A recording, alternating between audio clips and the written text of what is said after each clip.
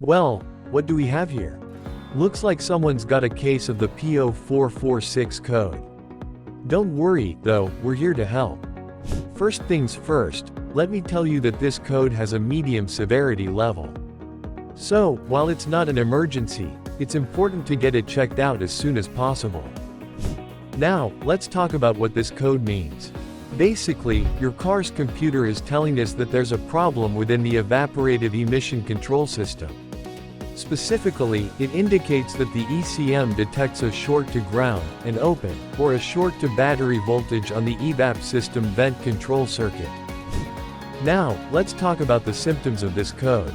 You might notice an illuminated check engine light, a fuel odor, or reduced fuel economy. But honestly, who hasn't noticed those things before? So, what causes this code? It could be anything from a faulty or blocked vent valve to an open, short, or excessive resistance on the vent valve control circuit. It could even be a bad PCM. Yeah, that's right, your car's computer could be the culprit. But don't worry, we'll get to the bottom of it. If your car has the P0446 code, we have a few possible solutions for you. It's usually caused by a faulty vent valve, which regulates the flow of fuel vapors in the EVAP system. So, if your car is smelling a little too gassy, replacing the valve is usually the way to go. But if that doesn't do the trick, we'll roll up our sleeves and check for any open, short, or resistance problems in the control or power circuits.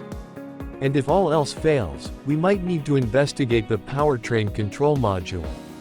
But don't worry, we won't let it get to our heads. This is a rare occurrence and should only be done after all other possible causes have been ruled out.